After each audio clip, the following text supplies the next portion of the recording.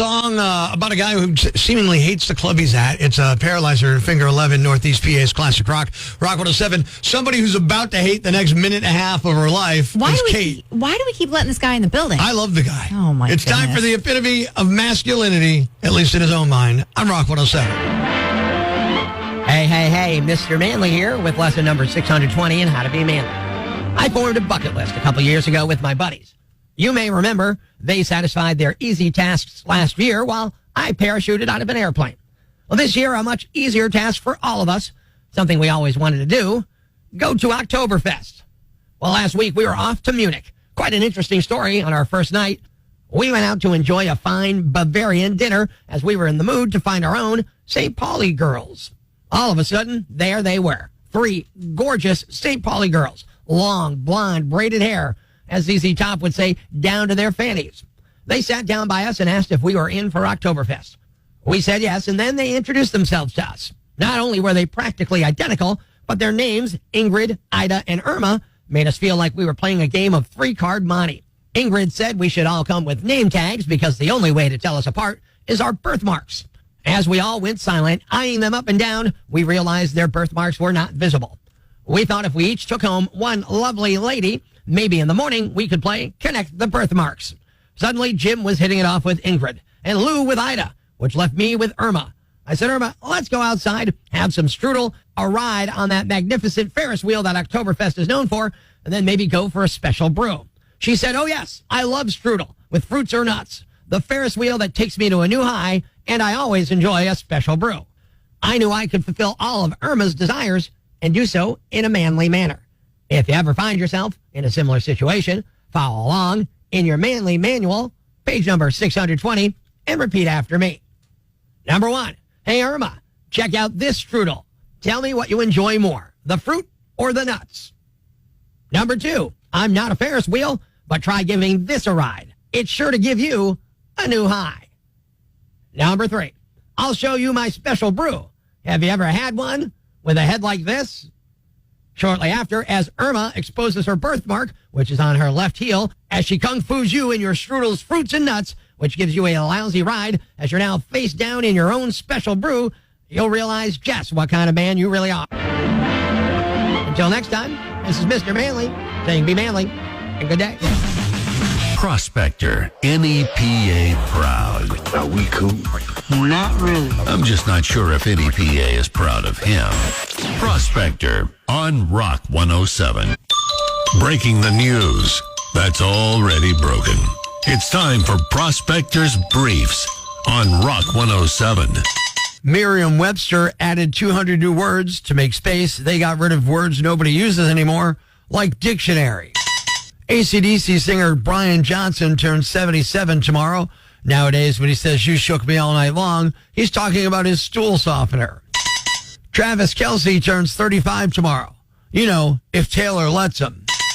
Prospector ruins everything, even the news. Tune in Monday for Prospector's Briefs on Rock 107. You might be afraid of being replaced by AI, but you know what? We're going to have some fun with it. It's Prospector Show on Rock 107. Good morning, I'm Prospector. Good morning, I'm Kate. OpenAI's ChatGPT has a new voice model, and it's pretty good at mimicking whatever accent you could throw at it. So we decided we were going to have a little fun with ChatGPT and do some Hana translations. We're going to give ChatGPT words and phrases, and it will make them Hana. Okay. So let's get started. All right, so the phrase, I usually disagree with you. You're a wussy idiot most of the time. Idiot. That was rough. I like it. It's still a man's world. All right, through ChatGPT as a Hana. The men eat first in most cultures. They do all the hunting and gathering, and the women do all the cooking and the cleaning. It's got the does for the does pretty well on that one there. So we're taking, just sayings, words, whatever, phrases, and turning them into Hana phrases through ChatGPT's voice module. Please help me flatten this surface. And you probably know where this is going. Hey, help me paint this down, would you? Pank. I love the word pank. Yeah, I don't hear it that often. No, you really, really don't. And to have ChatGPT spew it to you is just something amazing. Let's see how ChatGPT does this. Honey, I'm home. Would you like to go out for dinner? Hey, Mikey, Jeet yet? Jeet! Oh, gosh. A couple more here. I have to ship these packages. I got to take 2 or 3 of these boxes over to Ups. Ups. Yeah. Oh, no. And ChatGPT does the word because. Anaconda. That's hilarious. The following rant may cause you to pull your hair out, scream at the radio, punch the dashboard. Complaints should be addressed to loudmouthyambag at rock107.com. Hey, I'm Rock 107's Prospector, and here's what's got me jacked. Concerts. Yeah, concerts have me jacked. It's something I used to love to do, something I used to do like multiple times a week. Now maybe I do it 3 to 4 times a year. Going to concerts used to be an epic experience, and now it's just a hassle.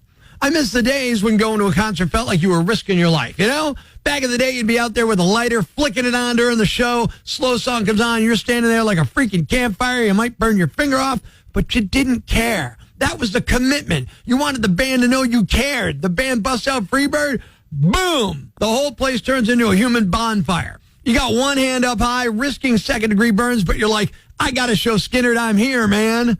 But now what do people do? They pull out their phones. Oh, no, my battery's down to 20%. I better save some juice so I can post this garbage on Instagram later. Who cares? You think the band gives a crap about your battery life?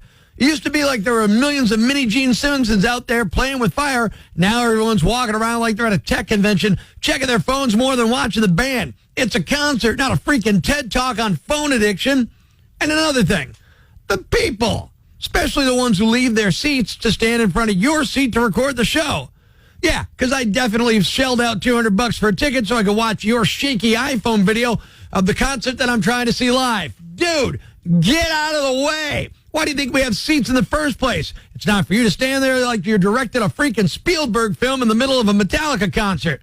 Look around. It's a sea of phones and everybody's recording it like they're going to go home and review it for Rolling Stone or something. Here's the kicker.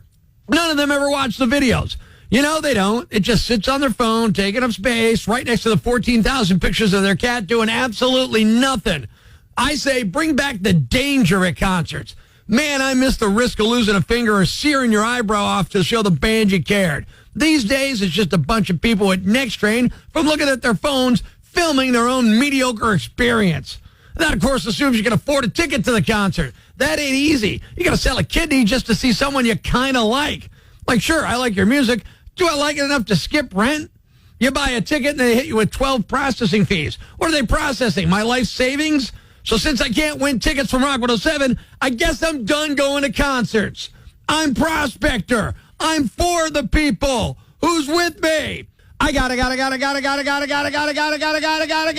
go crazy, man. Ever see the crazy guy screaming at the wall outside the Times building? Where does this rage come from, my son? Tweet us with #IFoundProspector and we'll come and get him. Prospector, mornings on Rock 107. Life's pretty tough right now. There's plenty of bad news, but it's not all bad. It's time for the brighter side of Prospector on Rock 107. Augusta National Golf Club is donating a big chunk of money to help with hurricane relief. If you're not a golf fan, it's where the Masters is held. They partnered with a charity for a joint $5 million donation to help victims around Augusta, Georgia. They also made a separate donation to the Red Cross.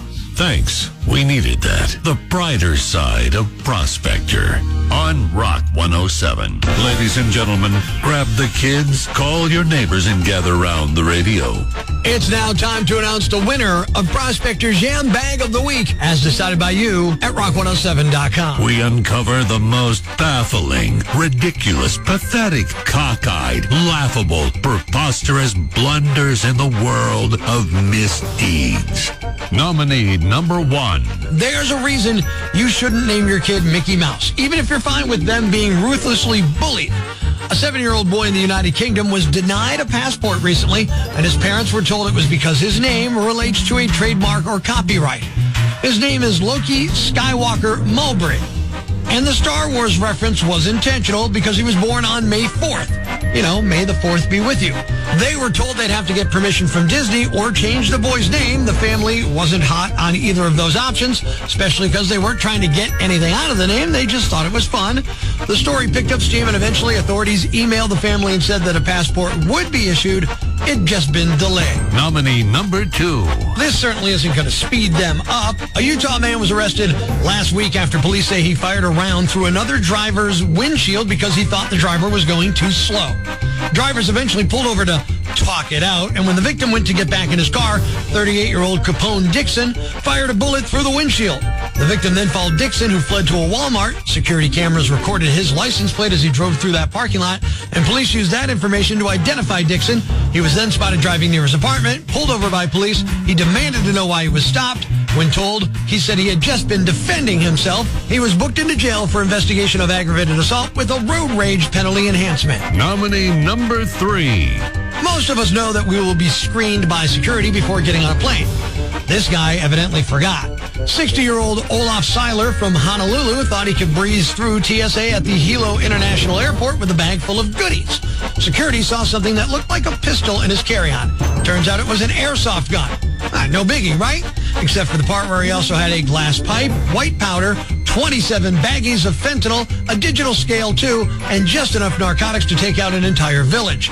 He was packing over 12,000 lethal doses of fentanyl because, why not make your vacation unforgettable by bringing a suitcase full of death powder? TSA didn't let that fly. Now Olaf Seiler's been charged with multiple counts of drug promotion and is enjoying the comfort of the East Hawaii detention facility while authorities sort through his luggage of doom. Nominee number 4. Everybody likes to talk about how much groceries are with inflation, but how much are people wanting for babies these days? A couple in Arkansas, 21-year-old Darian Urban and 20-year-old Shailene Earlis, were arrested last week after they tried to sell their 2-month-old boy to a man at a campground for $1,000 and a six-pack of beer. They're facing felony charges of endangering the welfare of a minor and attempting to accept compensation for relinquishment of a minor. The buyer, Cody Martin, even drew up a receipt and the couple signed it. It said, "We're signing over the rights to Cody Martin of our baby boy for $1,000 on 9/21/2004. Disclaimer, after signing this, there will be no changing y'all's two minds and to never contact again." Now, I'm not sure if any of that would have stood up in court. Multiple people witnessed this transaction at the campground, although no money had changed hands yet. One of the witnesses called the cops. The buyer, Cody, says the mother told him she wanted to give up her son because, quote, "it was not working having 3 dogs and a baby." And even if this adoption would have never been legal, the kid probably would have been better off.